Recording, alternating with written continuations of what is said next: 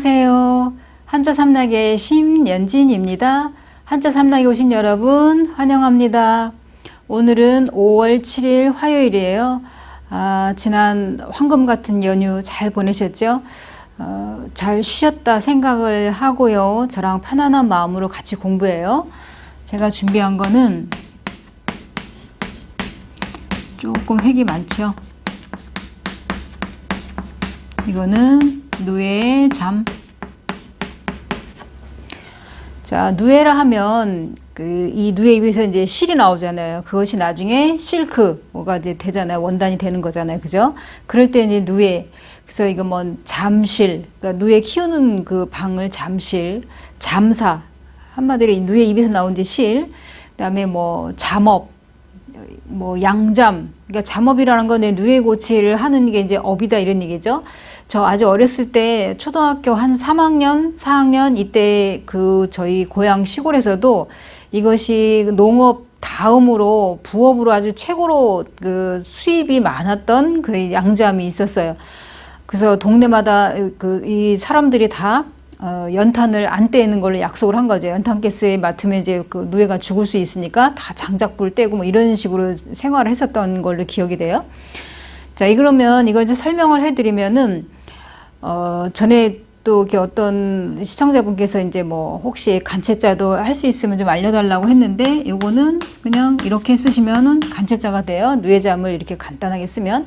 그러면 이거 이제 설명을 해드리자면, 이제 이 전체 요만큼 동그라미 친 것도 한자가 있어요. 이건 뭐냐면 여기서 입김이 나온다 해서 입김 낼 참, 아니면은 일찍이 참, 요 자체가 참이에요. 그러니까 참, 잠할 때 중성 모음과 그다음에 종성, 음을 빌려준 형성 문자예요. 그러면 밑에다가 이제 이 하나만 있으면 벌레 회인데, 또 우리가 세 개는 많이 알고 있잖아. 이거는 벌레충. 하나는 벌레해, 두 개는 벌레충, 세 개는 벌레충, 두 개는 뭐냐면 벌레곤 그래요. 하나는 벌레회, 벌레곤, 벌레충 이런 식으로. 그러면 이제 설명을 해드리자면 뭐냐면 이 위에 거 이거를 보면은 뭐라고 나오냐면 목이 맨다. 그러니까 목이 맨다는 건 어떤 음식물이 걸려서 이게 들어가서 이렇게 걸려서 목이 맨다는 것도 있고, 우리가 왜 떡 이런 거 그러니까 끝까지 잘 씹고 넘겨야 되는데 대충 씹고 넘기다 보면 목이 캑캑 할 수가 있잖아요. 막혀갖고. 그런다든가 아니면 내가 감정적으로 어떤 슬픈 장면을 봤을 때 목이 맨다 이제 이런 표현 하잖아요. 그럴 때 이제 목멜 기자예요. 그러면 이제 두 개가 나란히 나와서 이 설명을 이제 같이 해드리면, 이거는 해일이 아니고 말할 말자예요. 이게 이제 자원 설명을 해드리면 뭐냐면 이게 입에서 말할 말은 입구에다가 한획을 그어서 뭐냐면 말을 할 때 입김이 나오는 모습이다 이렇게 나와요. 그러니까 입김이 입에서 이렇게 나오는데 어떻게 가늘게, 왜 목이 막혔으니까, 목이 메었으니까 가늘게 나가는 그런 모습을 말한다 이렇게 나와요.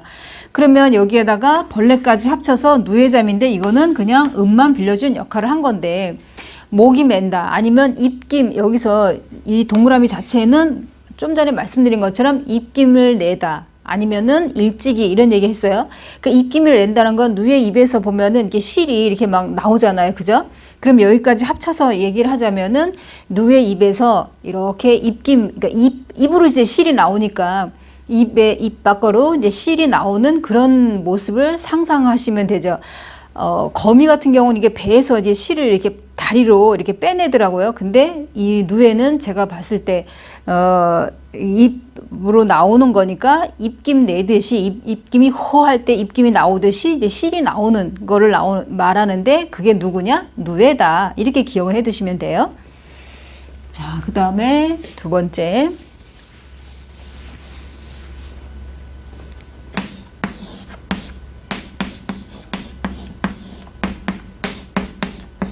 이거는 거둘철.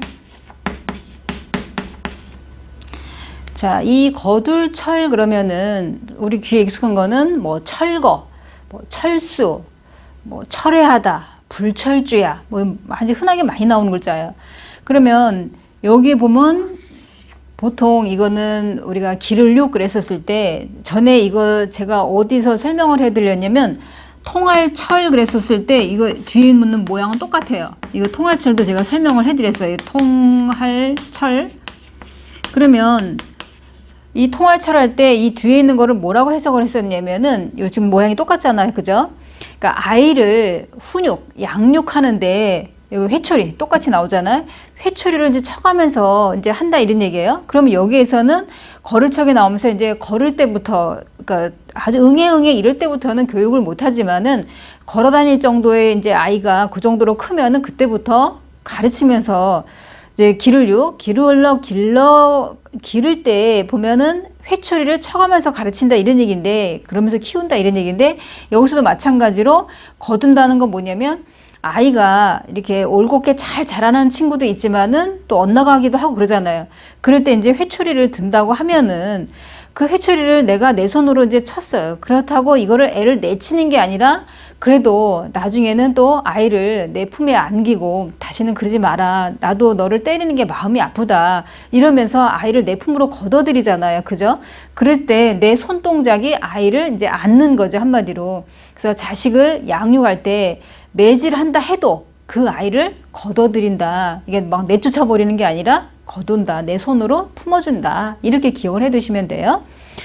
자, 그 다음에 그래서 이거는 우리가 아까도 말씀드린 것처럼 뭘 철수한다, 철거한다, 철회한다 이렇게 할 때도 다 이 단어가 쓰지만 해석할 때의 그 자원 설명은 지금 말씀드린 것처럼 그런 뜻이라는 것을 기억해 두시면 돼요.